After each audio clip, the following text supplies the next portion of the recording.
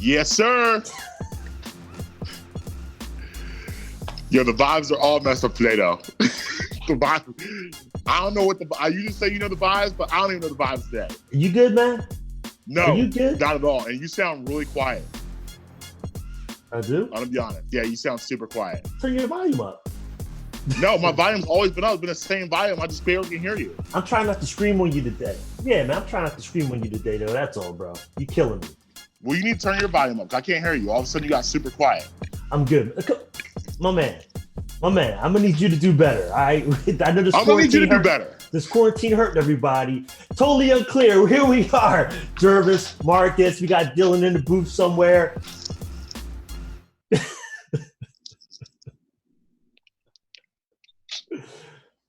How you feeling, Marcus? This violence made me upset. That's how I'm feeling. I can barely hear you. Come on, man. Let's go. Let's rock out. I'm trying. What is this guy doing? I'm trying to get it together, bro. What is he doing? I'm trying to get it together. Baby, what is you doing? Come on, man. Get some headphones are better than that, man. My headphones are cool. It's not my headphones, not the problem. The problem is the audio. I think everybody hears me fine except for you. That might be the case, but everybody has a bad day. Sometimes when you have a bad day, you need teammates to pick you up. You know, I can't average 30. Sometimes it's hard to average 30 every week. You know what I'm saying? I feel you, bro. I got you. Sometimes you need people to pick you up. I got you, man. Lean on me, man. Oh, I got you. There, audio. There it is. What happened? Something happened. Move the cupcakes off the speaker. Something happened. What happened? Move the cupcakes off the speaker. It got super loud. Don't do that to me. Come on. It got man. super loud all of a sudden. You good? My notes just went away. What is going on? My notes. Yo, are we gonna do a show? Are we gonna do a show? I can't work like this. It's tough. Yo, it's tough. Okay. It's tough. Totally unclear. Jervis, Marcus, like I said. Shut up. That's my job. Shut up. It's my job. Hold on. We're gonna take a deep breath. Hold on. In 3, 2, 1. Woosah. Yes, sir. You know the vibes. Here we are. Marcus, Jervis, totally unclear. Tuesday morning. We're here. We're going to forget about everything that just took place in the last 15 minutes, and we're going to move on with our day. Top of your head is cut off, man. Don't worry about top of my head. Don't worry about that. Nobody cares about top of my head anyway. I need a haircut, so it's cool. I need a haircut. Let's do it. Yo, so I got a question right off the bat. It used to be the universal rule was when a person was wearing headphones, you knew they didn't want to talk to you. I feel like that has changed since this pandemic. I think people are so thirsty to want to talk to somebody, let's ignore all the rules. Like, bro, dude walked up to me, right? Walked up to me and literally just started trying to have a full conversation. And then it's so annoying. You gotta sit there, you gotta adjust the headphones, you gotta take them off and say, what would you say? What? Like, no, bro. Like, you can see I'm not here for conversation. I really just want to listen to my music. But those rules haven't changed, right? Am I wrong on that? That happens at the gym too. You at the gym, somebody want to walk up trying to say something. Yeah. What'd you say? Yeah, nah, go ahead, man. Yeah, I'm not using that. Like, I'm good. Go ahead. Yeah, it's universal rule, but here's the thing though. Sometimes, you know, it could be a situation where like that's a universal language in a sense, where like you can kind of like I could be like, yo, bro, and then you kind of know what I'm saying, so I don't have to do anything. But like, you can't ask me how the weather is, how my day's going. Well, I got the headphones on. Well, what type of headphones were you wearing? Like the okay, yes, that's what I'm saying. Like, you got the buds in the ears, right? I can see that. That was my next point. But like, and you know, people always talking. Yeah. While they got these in, so you like you say, like being on the phone. Like, are you talking on the phone right now, or are you talking to me? Right. But it's like I got these on. Like, bro, what do you think? These earmuffs? Like, you got the same ones on right now. This is always. I can't do earbuds. They might be noise canceling headphones. Right. I think it's a problem with my ears where like I can't like I can't put things in my ears. Like they don't. I don't know. It's weird. They don't fit or something. I have no idea. I don't know. Your But ear I canals think are shaped funny. probably. I think I have small ears. But like I can't. Like whenever I try to put something in my ear, it just falls out. It's crazy. But I'm not alone in that. A lot of people like that. That's why with Raycons, they actually have the like usually the earbuds that come in like one size. Mm-hmm. Where Raycons, they have the adjustable joints where you can put like ones in there to like adjust to fit your ears. But I don't listen. I always grew up. These were the earphones you had. Like I need full-fledged headphones to listen to music. I just feel like I could be wrong on this now, but I feel like the sound is just better. And maybe that's just me, but I feel like I get more of the experience of the sound. Like when I listen to music, I want to experience every aspect of the music, like all of it. I don't want to experience nothing less than when I'm getting in my car, when I'm getting on my stereo. I want to hear every sonic pleasing sound. Yeah, that's probably just you. Technology's come a long way. That's probably just you. It might be. It might be. But you know what? Sometimes you gotta stick with what you know. You know what I'm saying? But I got a little bit of a controversial opinion, but this is what I do, so I'm just gonna say it. Low key, I'm thriving in this pandemic. I'll be honest with you. Like, so you're telling me that I don't have to talk to people, and most people I don't like anyway. I don't have to pay my bills. I can binge watch television all day. That's what you're telling me? And the government's actually going to help us out for once? This is great. Are you kidding me? Like who's not loving this? Who's not loving this? Like this is incredible. A lot of people. A lot. I mean, listen. Now I joke. Obviously, there's people that aren't enjoying stuff, but for me, what do I got to complain about? Like I don't understand people like go back to work. Go back for what? Why? Why? I mean, to make that check for one. That's the biggest probably issue. Bro, people today are doing better on unemployment than they did at any point in their jobs. Like, oh yeah, unemployment is they paying out. Like people making like $8.75 minimum wage. You want to do that, or you want to stay home and binge watch, whatever documentary you want, or whatever television show you want, and get paid for it, and get that stem from the government. What? Come on, man. Y'all got to do better complaining about that. Interaction. People need interaction. I don't talk to anybody. I'm good. Talk to people. Most people you got the family home. It's different, man. You got the family home. You got Amber right there to rap to. The kids right there to smack around. You know what I mean? Like, whoa! Smack the kids around. Smack the kids. You know their kids be acting up, man. They already messed up the iPad. My kids, his butt. Don't be talking. You need to get his butt. Don't be talking about pre-show secrects. That was pre-show secrets. But after this show, he didn't do that on purpose. He did so. No, he didn't. He's like, this is my iPad. That always messing with my iPad. I'm gonna fix him. These kids are technology advanced. They be like, you don't even know what's going on. This man's 4 years old. He ain't thinking that technology. He's scared to death of me. He ain't doing that. He know all about that iPad more than you. He said, all right, you're right. I might have to talk to him after the show. He might have had dad looking bad out here. I might have to talk to him after the show. But yeah, I guess I do have a luxury because I love being my family. But even still, like even if I'm by myself, I'd be like, cool. I don't want to talk to y'all no way. I'm cool. I'm gonna stay here in my room, like Brandy, 94, bunkered in, just chilling. You ain't like going to the studio and chopping it up at the studio? No, I'm cool. And that's another thing. And I can do the show here. I can do it at my house. I'm cool on all fronts. It's the getaway, man. I like going to the studio. I made quarantine forever. This might be a new way of life for me. Nah, man. I'm into this, bro. I'm gonna be honest. I'm into it, and I know I'm not alone. I know there's a lot of people out there like me. Oh yeah. They just don't want to say it. But I'm low key into this. This is okay for me. Now listen. Now I will say this: the weather hasn't been great, so it's helped. Like if it was 80 and sunny every day, it might be a little harder. And like as we get to the summer, it might get a little harder. But I just want to tell people right now, seriously though, live your life today, man. Like, don't think that I'm gonna wait till this is over and start living. Because whenever we come out of this, no matter what day it is, I'm thinking we're gonna starting to kind of come out of it in June. I'm still sticking firm with that. But no matter what day we come out of this, the life we have going forward is looking nothing like the life we had before this. Right. And people need to realize that we need to get to a new normal, a new way of thinking. And we can't be worried about, I'm not gonna do anything until this is over. Then I'll do this, I'll do that third. You gotta do whatever makes you happy today, you gotta do that. And you gotta figure out a way to be happy every single day.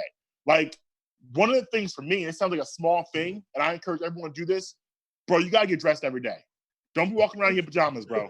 Don't do it. Get dressed every single day. Like, even, I know you ain't got nowhere to go. You might be getting dressed and sitting on the couch all day, but get dressed every single day. Brush them teeth. Like, get that coal out your eye. Do all of that. You got that quarantine life. Why? Why? Because pajamas all day. You got pajamas. You got silk pajamas. You got cotton pajamas. You got many pajamas. Why do you have silk pajamas? What are you, a pimp? What are you doing with silk pajamas? Because they're comfortable. Who are you, Ron Jeremy? Do you really wear silk pajamas? I got a smoking jacket too. Yeah, you throw all that on, man. Check that out. Who are you, on the Cosby Show? What are you, Cliff Huxtable? Come on, man. Hef used to rock it. Why can't I? Because you're not Hef. That's why. I mean, true, but Hef was living a way different life. We all know that. We can't be comparing things to Hef. Hef was moving different out here. Come on, man. It's a state of mind. Black people can't do what Hef was doing, bro. We be locked up for what Hef was doing. Hef was out here moving all the way different. Yeah, he was. Yeah, we wouldn't be allowed to do that. There's no way in the world they let us have a mansion with 35 white chicks in there. That wouldn't happen. There would be some kind of tax evasion or something. We'd be locked up for that, bro. Come on, man. No doubt. We go to jail for that. State of mind. Yeah, state of mind, man. State of mind. But in all seriousness, like, I do advise people to really do that. And another thing I'm gonna advise people to do as we move on, make sure that you're listening to the right people, because it's a lot of people out there giving a lot of information that's not true. And in this world, we have a lot of stupid people. And I don't say that to be disrespectful. I say that because there's nothing wrong with being stupid. If you're stupid, that's fine. But because there's people who are stupid out there, it's dangerous that all these people out here giving information, because stupid people will take opinion and turn it into fact. And they also want research to make sure that information is accurate. You know what I'm saying? Right. For instance, our good friend, Dr. Phil. Philip McGraw. So, okay. Dr. Phil, I'm gonna be honest, because this is not coming from a pure place. I've never, ever at any point been into Dr. Phil. Dr. Phil's always pissed me off, because I believe he is a person that is a prime example of someone that benefits off stupid people. Like, he needs stupid people to survive.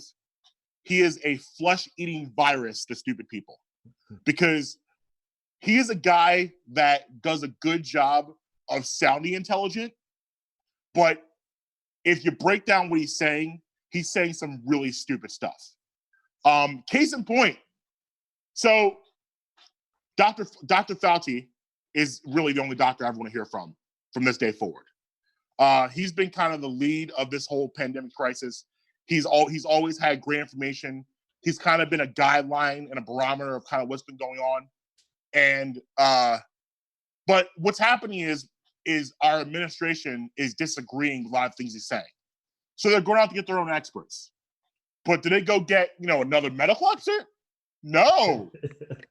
Let's go get Dr. Phil and put him on Fox News and see what he has to say. And Dr. Phil didn't disappoint. So Dr. Phil wanted to compare this pandemic and this crisis to car accidents and lung cancer.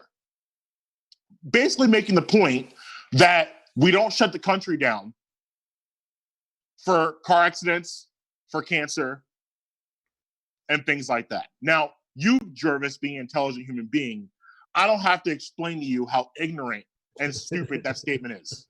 So I'm going to assume that we have an intelligent audience, and I don't need to explain how absolutely, utterly irresponsible and ridiculous that statement is. Okay? But he went on, and now I'm going to quote him. He said, again, about the cancer and the car accidents, "We don't shut the country down for that," said Dr. Phil. "Yet, we are doing it for this, and the fallout is going to last for years because people's lives are being destroyed." Really, Dr. Phil? People's lives are being destroyed? Because, in my opinion, this is the most this country has done for the poor in the history of this country. It took a pandemic for people to realize, oh, poor people are humans too. They might need help with some things. Like if I couldn't pay my bill 3 months ago, AT&T would be like, well, we're going to have to shut that off. Now they're like, oh, you know what? It's cool. It's a pandemic. We get it. We understand the struggle. But when I was making $9 an hour at the Taco Bell, because minimum wage hasn't been raised in over 10 years, that was cool for you to shut my phone off, but now you don't have to. You know what I'm saying? And it's people like this. You got the Dr. Phils, the Dr. Drews, the Dr. Oz's. See, here's where it separates again with stupid people and intelligent people. See, stupid people believe these people, because they're doctors, they have a doctorate in medicine. They don't. I don't even know what they have a doctorate in, to be honest with you. I have no idea. You don't know. They're saying they're doctors. I can call myself Dr. Brad on tomorrow. Does it mean I actually know what I'm talking about? No, it doesn't. So you have these people running around who think these people actually are medical physicians, but they're not. So to make this really clear, I don't want to hear from Dr. Drew. I don't want to hear from Dr. Oz. I don't want to hear from Dr. Phil. I don't want to hear from Dr. Dre. I don't want to hear from Dr. Seuss. I don't want to hear from you at all. All I want to hear from is medical people in the medical field that actually understand what they're talking about. I don't want to hear from anybody else because, again, you're running the risk. You have all this information out here, and I'm gonna use another example, and I'm not gonna say the person's name because I think it'd be rude to do that. So, but I had someone send me a text about a month ago, maybe 3 weeks ago. We'll say 3 weeks ago, and he sent me a text, and it was a Saturday night. I'm actually gonna find the text because I think it'd be more if I just read it so people could actually understand what I'm talking about. Yeah, read the name too. Say it again. Read the name too. No, I'm not naming names. That ain't right. I'm not doing that. Come on, call them out. I'm not doing that. Who's spreading this information? I will say this: it was a relative. Okay, so the text it was from a Xerox Poppy, and it was a stamp that says National Guard, and it says Homeland Security is preparing to mobilize the National Guard, preparing to dispatch them across the U.S. along with military. They will also call in first responders. I'm not going to read the whole thing. You kind of get the gist of what it's saying. And basically, they're saying that everything was going to be shut down, and they're doing it at 12 p.m. the next day. So this shutdown was supposed to occur the next day. Military vehicles supposed to be coming in, and this dude was saying stock up on whatever you need to stock up on because you're not going to be able to leave the house for at least 3 weeks. And the first thing I said to this person was, "Did this come from the government?" And they said, "No, my friend sent it to me." Bruh. So so first of all, is your friend connected to the government? No. She got that from a friend. Bruh. You see what I mean? You see what I mean about the danger? That was been going around for months now. That text. And the funny so you've seen it. Oh, I saw that literally I saw that 2 to 3 months ago, like when all this was really jumping off. And the funny thing is, I heard it from 2 different people when they said it was like, "Where did you get that from?" And it was, "Oh, my friend's dad works for the CDC, or my friend's cousin works for the CDC. So it's coming from them who are at the CDC, and they're saying that this is what's about to happen." That answer is only acceptable to elementary school kids. And I'm like, wait a minute, you got a relative in the CDC? I mean, I'm not saying it's not true, but it was like, that's strange. I've never heard you ever mention anything about this person that you know that works at the CDC. This is somebody big. Right. And they wanted to believe it because somebody probably told them that it's from somebody that was at the CDC and they know him because they're related to him or a good friend that works there. And that thing's been going around for a minute now. Yeah, and like we got to be careful because, like I said, there's a lot of people out there, man, that don't do the research. They don't know who to listen to. So you end up listening to the wrong people and it becomes dangerous. And then you have people like I'm just gonna call them Phil, Drew. I'm not even calling doctors no more. I think it's Phil and Drew and Oz. They out here spinning this stuff like as it's fact. Like for you to compare what's going on right now and honestly, and what makes it even better, the facts that Phil was spitting about car accidents were completely inaccurate. He was talking like he is like, listen, Dr. Phil, listen, I'm gonna go from the beginning of my statement. Philip McGraw has been trash. He's been trash forever. Like this isn't new information. Like he been trash. And like I can't stand people like this who benefit off stupid people. Because stupid people is not your fault, you're dumb. That's not your fault. It's not? It's not. It's not like some people just aren't intelligent. That's okay. Like for instance, I have a problem with people that are just mean to stupid people. Like just because someone is dumb, it does not get you a right to not treat them like a human being. Right. And treat them disrespectfully and wrong because you think you can get away with it. And that happens a lot in our society. But then you have leeches like this, who their entire basis and audience take everything they say as Bible because they won't go and do the research themselves because maybe they're incapable of doing the research, but they won't figure out that this is inaccurate information. That's where we run dangerous times because we are living in unprecedented waters. We've never seen anything like this. So everything that's coming out, people don't know what to believe unless they know who to go to for the beliefs. And for Fox News to trot this asshat out there and put him on my television screen with his bald, stupid head is utterly, absolutely ridiculous. No disrespect to bald people. My bad, Jervis. That's cool. None taken. None taken. But this, it just drives me crazy. And we just got to be a better job of being responsible. I'm with you on that. Absolutely. And that's a big thing. People have to do their research, but too, people are scared right now. So when you factor in everything that's going on, people have lost their jobs. They don't have income coming in. They're struggling. Yeah. Some people aren't still getting their unemployment, even though they've applied for it. It just hasn't kicked in yet. You know, or they've gotten a couple checks and then the checks have stopped. Yeah. You know, and fear is setting in when you're hearing that people are dying from this. And now it's not just before it all started off, and the information is changing every day, which is a problem too for people. Right. It makes it hard to absorb. It was just old people that were dying from this. Now it's, people in their mid, 30s to 50s. Then it's kids are dying from this. We talked about before, animals can't get this. Now we see animals are catching it. And it's just every time you turn around, it's something else. Yeah. And it becomes so overwhelming that you don't even want to watch the news anymore. So now you're looking for people to give you the information because it's you don't have the strength now to even try to research this yourself. So yeah. I'll be honest. I stopped watching the news probably 10 years ago. The way I stay informed is I read articles. I read. And that's how I keep, because the thing is, the problem with the media coverage is media has become sensationalized.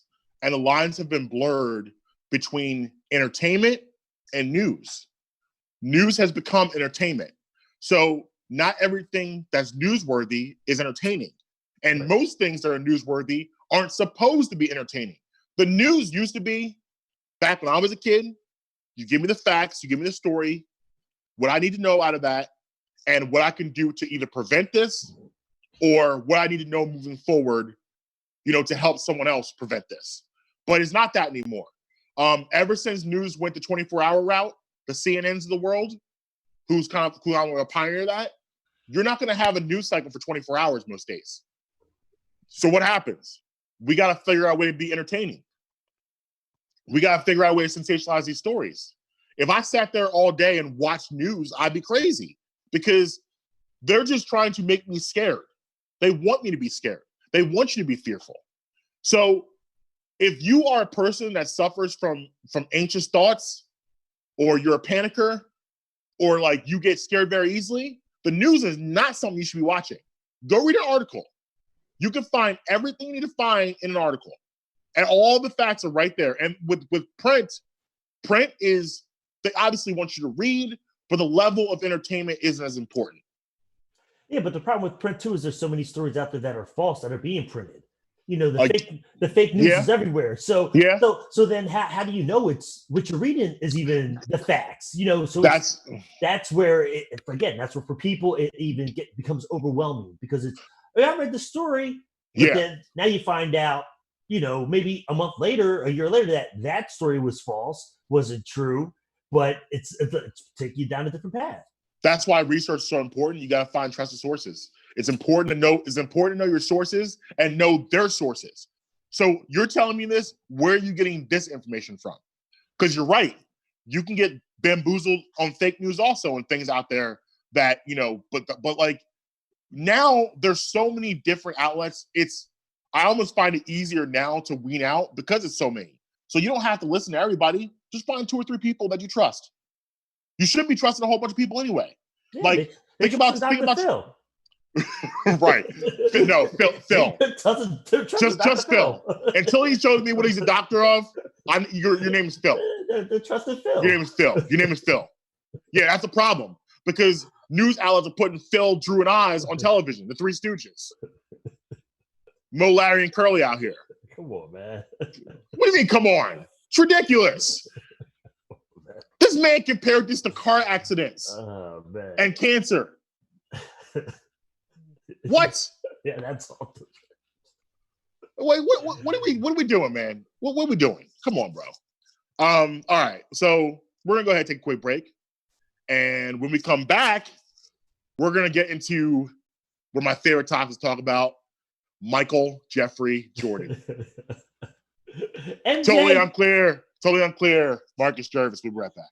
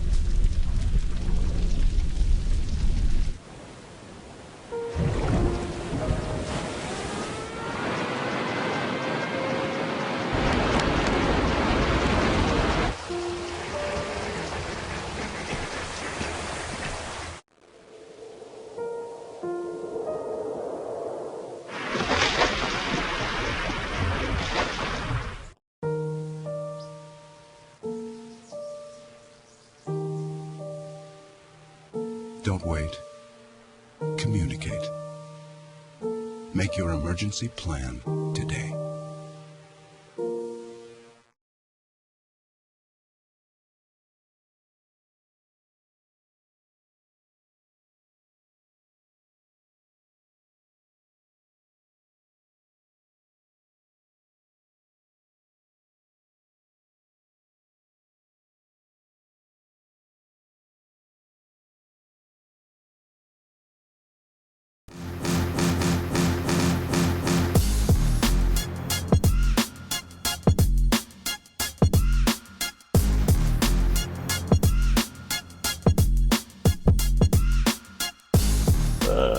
Yeah, man. Welcome back. Totally Unclear. Marcus Jervis. Philip McGraw. Doctor of what? Dr. Phil is an American television personality, author, and former psychologist who is the host of the Dr. Phil Show. He holds a doctorate in clinical psychology, but he is not licensed to practice. Wait, what was the last part again? He is not licensed to practice. One more time for people in back. He is not licensed to practice. Oh, okay. But he likes to give me advice on TV? Oh, okay, cool. Moving on. That could be a bad source I got it from, but I don't know. Was it Wikipedia? It was Wikipedia. There's not a bad source. There's people literally putting information in as you go. So Google. Nope. Yeah. So anyway, listen, anybody that knows me knows that I am a Michael Jeffrey Jordan stan. Oh yeah. All the MJs. Michael Jackson, Michael Jordan. Right, all of them. But I like Michael Johnson from the Olympics. I like all the MJs. All the MJs. But so the Sunday night is something I have been looking forward to probably my whole life. The thing is, if you go back to the Jordan era, there was no social media. Right. There was no major, and Michael Jordan did a great job of being a public personality, but also managing to be very private. Not much information came out about Jordan, and you never saw him really with his guard down. Like, he did interviews, but it was very much, politically correct answers. You didn't really get to see who is this man, what drives this man until Sunday night. And I gotta tell you, the first 2 episodes already have been absolutely amazing. I didn't want them to end. Like, that's how you know it's something good, that you didn't want to see it end. And it's just one of those things that I'm so excited to see him finally relaxed. Like, he had the cigar, he had the drink, right? Like he was very comfortable, and like his charisma is off. Like, has there ever been a bad picture of Michael Jordan? Like, you ever seen a bad picture of MJ? Like, every picture of him is glorious to begin with. So, like, it's one of those things where, because we don't know his true personality, I didn't want it to be a situation where you watching him, he all dry, and like he's telling these stories, but it's like, yeah, but it was just better just watching it. You know what I mean? But it's not like that. Right. His charisma is off the charts. Yeah. Like, he's been known for that, since he got into the league. So give me a couple takeaways for you so far from this doc. I mean, we've all heard about his drive, but again, it's hearing it and then getting confirmation from it from those sources, one being his family. Right. How his dad even knew. If you tell Michael he can't do something, that's how you motivate him, Right. And any other way doesn't work for him. But the other boys doesn't work for his brothers that way. But him, right. You tell him he can't do something or somebody's better than him, that's all you need to do. That's going to push him now to be better and to hit that goal for himself. So that was one of the big things that, stood out. And the funny thing is, everybody loves Jordan, of course. Yeah, absolutely.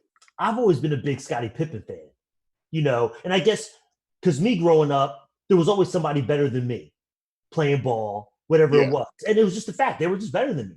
Yeah. But to see somebody be a number 2 and be that good. He made it cool. And it was like, all right, you're not better than the number 1. Right. But you can hold your own just as good as a number 1. And number 1 can't do nothing without you.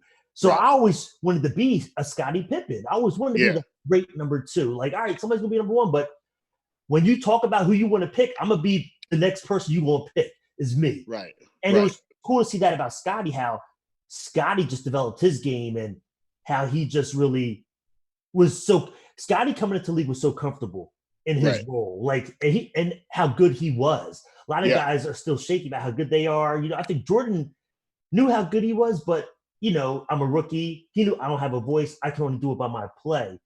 Right. Scottie came in like, nah, I'm balling. Like, I can ball. Right. I don't care what y'all say. I know I can ball too. So that was cool to see about Scottie. Yeah, Scottie peaked late too, which is like, he would have got a D1 scholarship if he was 6'5" when he went to school. Right. He came to school like 5'10". So that's how he ended up in Central Arkansas, and he just skyrocketed from there. But like, it's so many takeaways, but I'll focus on a couple. Number one, I thought it was interesting in the Jordan household. No, I knew about Larry and the relationship Larry had with Michael, but he looked at all his brothers. All his brothers are mad short. So where did Mike's height come from? Like, how did he get 6'6" and all of them like 5'7"? Like, it's crazy how that works sometimes. And a growth spurt. It's not like every year you grow an inch. It's like you jump 5 inches. Right. Then another 2 inches on top of that your next year, and it's just boom. So it's crazy. It's crazy how that happened. But my number one takeaway so far is it's just crazy how ego can ruin everything. And I'm talking about Jerry Krause. Man, like I could not imagine having not just the best team of the 90s, arguably the greatest team ever assembled. You're winning 6 championships out of 8 years. The only reason why you didn't win 2 more in those 8 years because your best player decided to want to play baseball for 2 years. And you break that up because you're not getting along with the coach and you don't feel like you're getting props you deserve? What? Like, that to me is just dumbfounding. I don't relate to that because I just can't understand being that successful and just blowing it all up. And also, I don't understand, like, Jerry Reinsdorf, the owner, how he allowed this to happen. Because I'm the owner of the team. I'm taking Jerry. I'm like, listen, Jerry, we're not breaking this up. It's just not happening. So you're going to have to figure out whatever you need to figure out with Phil, whatever you need to figure out with Scotty, Mike, you got to figure that out because we're going to ride this till wheels fall off. No, because he's part of it too, though. He didn't want to pay Scotty. He's the one who doesn't want to pay Scotty. It's not Krause. Right, but the thing is, though, if Scotty's last year was 97, 98. Right. And if Phil doesn't leave, Phil was the glue to everything. Right. If Phil doesn't leave or get forced out, I'm sorry, that means Jordan stays. Mm-hmm. If Jordan stays, I think Jordan can convince Scotty to stay. If Scotty stays, Scotty gets a new deal. So all of that hinged on Jerry having an issue with Phil. Whatever that issue was, and maybe we'll get to that in later episodes. We don't know. I know that Phil Jackson was very much us against the world. Like, it's our team versus everybody. And they ran a very tight ship as far as the way the team was. Like, yo, it's us in here, and nobody else matters. So I don't know if Jerry Krause felt like he wasn't included. As it was alluded to, he was a short, fat white guy who was picked on a lot when he was younger. So all of these things, maybe that got to him. But at the end of the day, you got to put all that stuff aside, man. Because you look at that 97-98 team. They end up winning the championship again. I believe they win 99, that strike shortened year. And then you set up a matchup, 2001, against Shaq Kobe Lakers. Now, here's the thing people are not saying, I think people forget. When you compare those two teams and say that Lakers team might have a shot, you're giving Phil Jackson to the Lakers as their coach. That's not the case. Right. Phil Jackson would still be coaching the Bulls. So that triangle offense the Lakers were running, which was the Bulls offense, they don't have that. They don't have that magic that Phil brings to winning. They don't have any of that stuff. Who knows who's coaching them? Who knows they're even in the finals without Phil Jackson? You don't know that. Who knows if Shaq and Kobe aren't ready to kill each other 3 years previous because and they don't even get to a final. So all of these things, if Jerry works out with Phil, we don't know how everything else plays out. But what I do know is that the Bulls were winning and they were doing it in style. And I thought it was, I'm going to let you jump in here in a minute, but I thought it was interesting also, Jordan's press conference, when he said the Cubs have been rebuilding for 42 years. Like a rebuild, nothing's promised in a rebuild.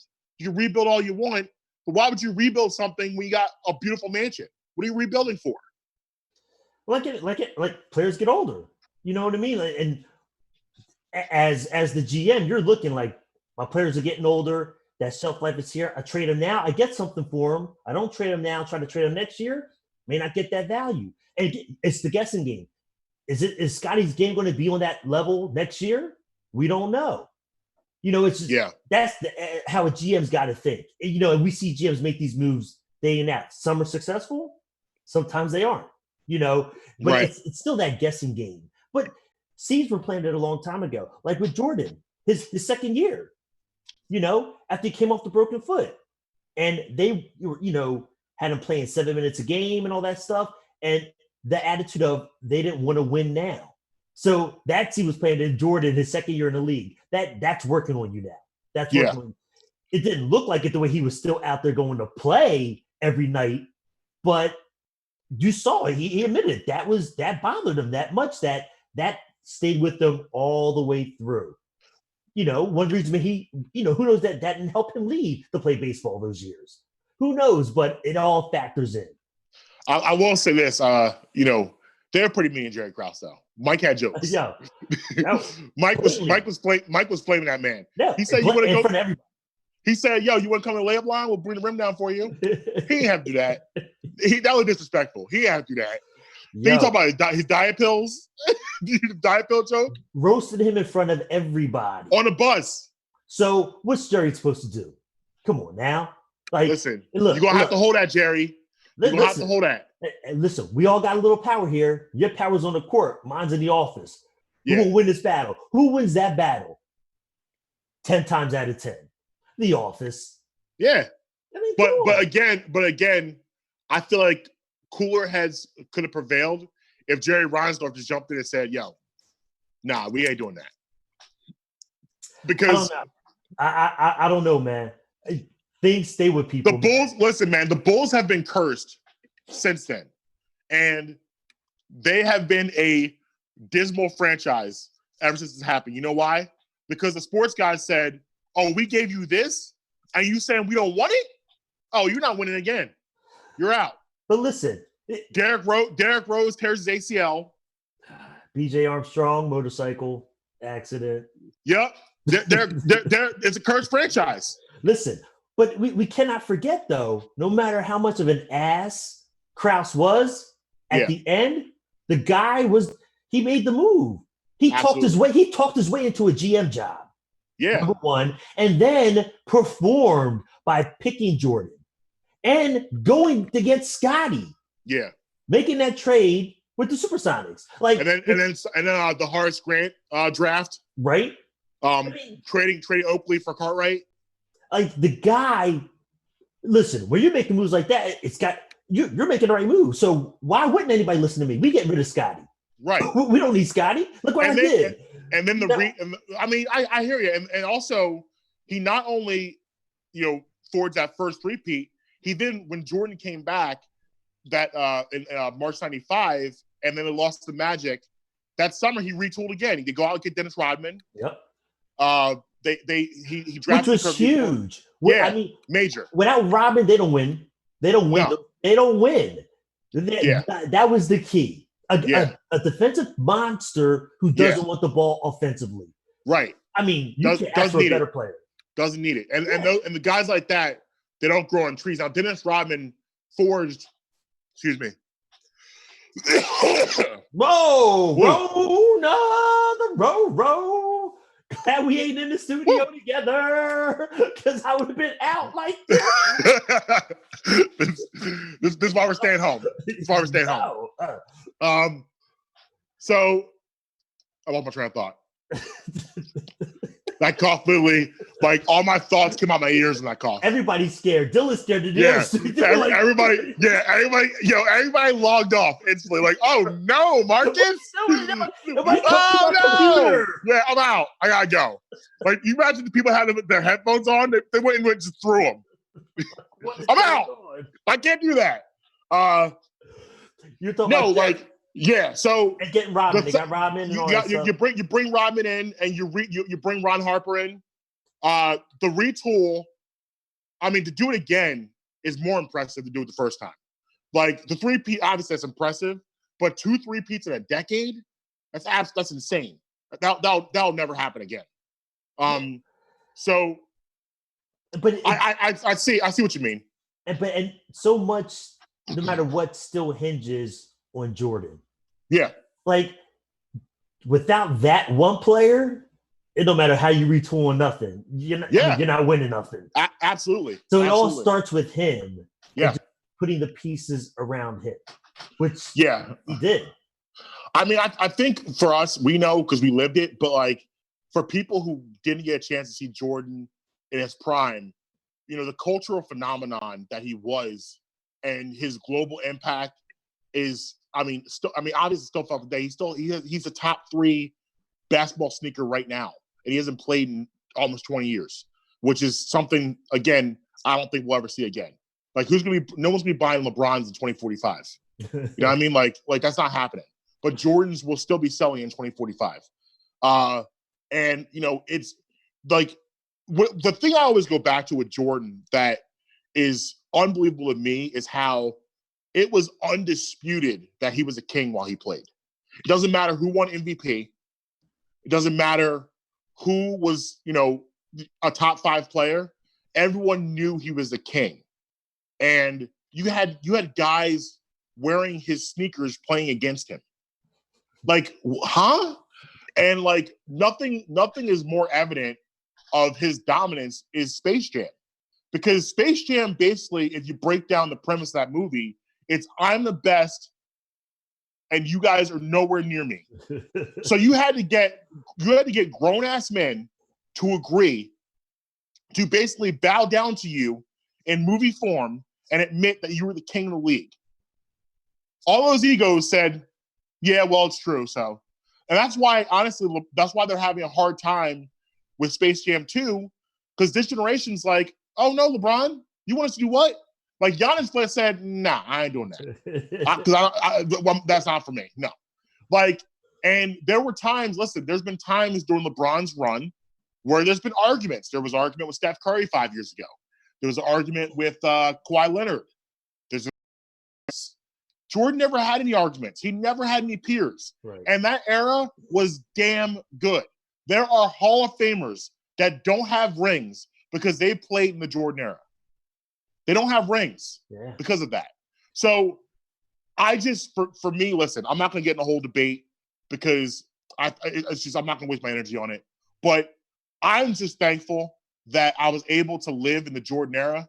And I'm also thankful that because we've heard from all of our other legends, I'm glad we're finally getting to hear from Jordan. I cannot wait for the rest of the series. And it's even crazy. I mean, we all remember Jordan playing, but it's like anything else. You forget. Yeah. I mean, you remember how good he was. But yeah. To see it all over, especially just coming out of college, to realize how good he was in college. To hear coaches saying, this is the best player I've ever seen. Not like Bobby the best Knight. player now. This is the best player I've ever seen. And I'm a legend coach. That's Bobby Knight. Ridiculous. Bobby Knight had Jordan for a week and said the best player he ever saw. Yeah. Incredible. James Worthy. And he's with superstars. He's with future Hall of Famers at this time. James Worthy, a.k.a. Big Game James, Showtime Lakers, a legend, a Hall of Famer, one of the best to ever do it on one of the best teams to ever do it, literally said Jordan was better than him after 2 weeks. Yeah. Like statements like that are just unfathomable that someone could be that great and that good at something. So, again, I'm looking forward to continuing watching that series. Speaking of television, though, have you ever watched or do you watch Bar Rescue? Yes. So Great show. it is. I love it and I hate it at the same time. I think it's super informative, and I think that John Tafford, who runs the show, has unbelievable information. For those of you who don't know what Bar Rescue is, Bar Rescue basically is a show where John Tafford, who's been in the bar industry for years upon years, did opened a lot of bars, renovated a lot of bars, all that stuff like that. He basically goes into a bar that's failing, and he tries to bring it back to life. And you learn a lot through that show, like stuff that obviously I'm not in the restaurant industry, I don't know. And he's a wealth of information. I think sometimes a little theatrical, and sometimes he tries too hard to be entertaining. And I don't need John Tafford, bro. You're not a tough guy. You look like a whole turtle. You look like a turtle. Your head looks like a turtle. Stop it. No one's afraid of you. And he'll pick and choose. Some people that you could tell would whoop that man's behind. He don't do it to them. He'll go after people like, you over there in the corner. And the guy's like, he won't do it to Big Jerry. He gonna mess with somebody else that he knows can handle that. But that's not the point. So he actually had an interesting statement. So coming out of this pandemic, he believes that when restaurants and bars open, people aren't going to be going to restaurants and bars based on taste. It's going to be safety first, and they'll sacrifice the taste of food and the experience just to be safe. Your thoughts?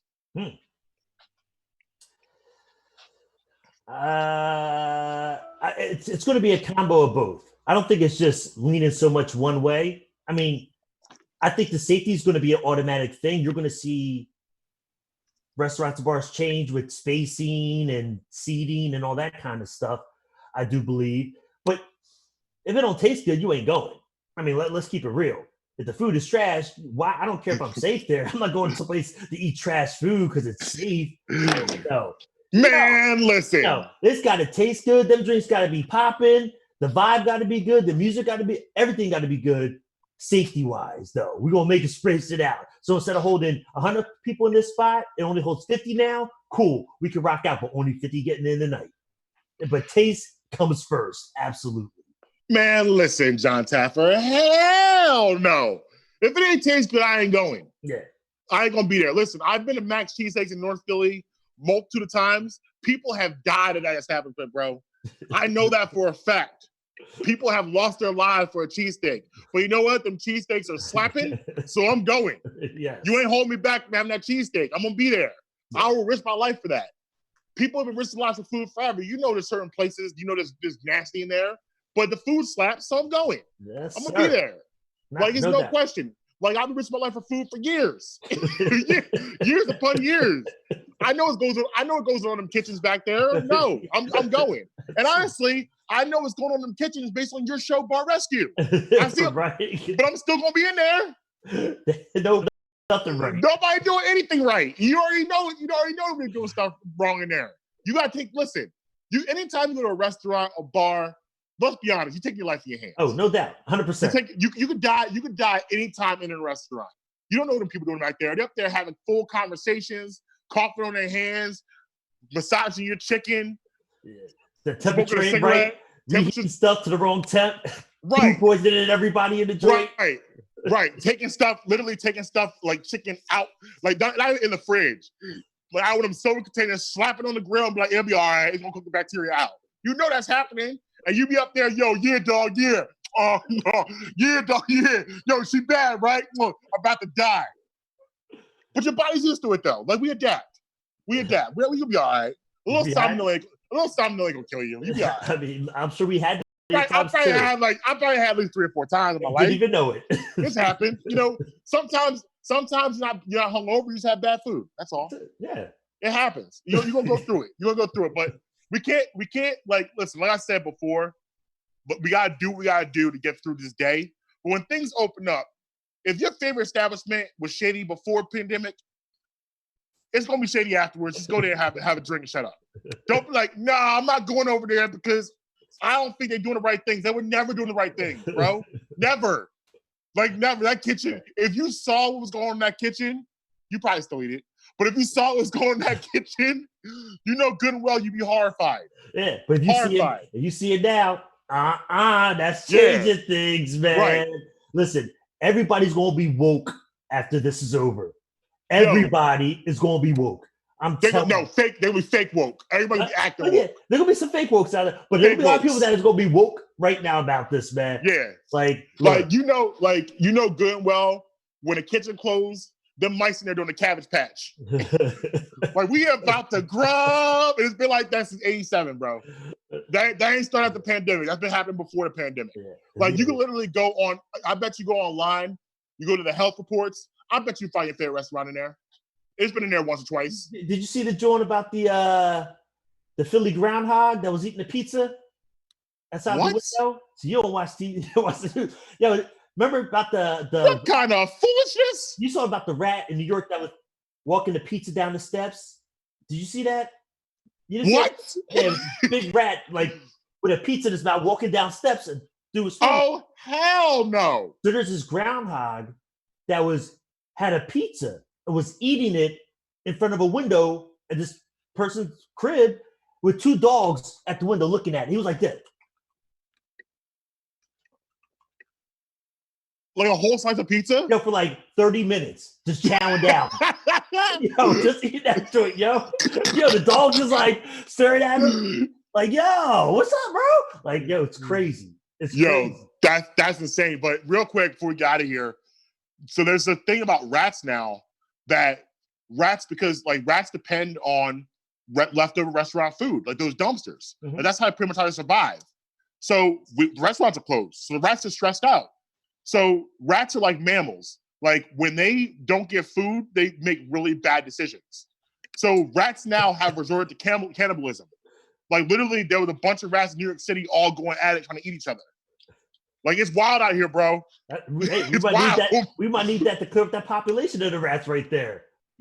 Yeah, man. I mean, I'm like in New York City, I'd be hyped. I'd be like, cool, good. Turn on each other. Because I'm not walking down the street in New York City when I'm rats. I can't do it. Can't do it. Like I said, this is going to change. Everything's going to change the world in a lot of different ways, not with just people. Yeah. A lot of other things going to change too. But listen, real quick, I just want to recap a little bit to go back to so people are on the same page with everything. Like, do what you're going to do to make yourself happy today. Like I said before, be happy today. Don't worry about what's going to happen when it's over. Worry about taking care of yourself today. Get dressed. Make sure you're good. Take a shower. All of those things are important still in a pandemic. Do all that stuff. And if you got a family, enjoy your time with your family. Enjoy this time. Because when you go back to work, it's going to be a struggle for a couple weeks. And you're going to be mad because you got to go back to work. So enjoy it right now while you can. Also, don't listen to anybody that you do not know is a medical practitioner. Don't listen to anyone else. No doctor, no Phil, no Oz, no Drew. They're not real doctors. Stay away from listening to them. All right? All right. You can miss a couple days on that shower. You're home alone. Ain't nobody. Yeah, I mean, you can miss 2 days. That, but yo, when you start smelling cheese, you gotta take a shower, bro. That's time. If there's no cheese out and you smell cheese, get that shower going, bro. That's a bad move. That's a bad move, bro. All right. So we're gonna go ahead and get out of here. We got off to a rough start, but hey, we got through it. We figured it out. We rebounded like Rodman. We rebounded like Rodman. We got to do better next week, man. I'm gonna do better next week. But listen, I had a 1 for 9 shooting start. Like I hot in the second half. Right, I figured it out. Pulled it out for the win. Yeah. Yep. Exactly. All right. So follow us on Twitter and Instagram at Totally Unclear. Follow me at Marcus B. Tweetin, MarcusBTWeetin. Whoa, that was a mouthful. All right, Twitter and Instagram. Yeah, catch me at Say Jerv. All of them. All of that. Keep it all right. Until next week, Dr. Phil's not a real doctor. Here we go. Late. We out.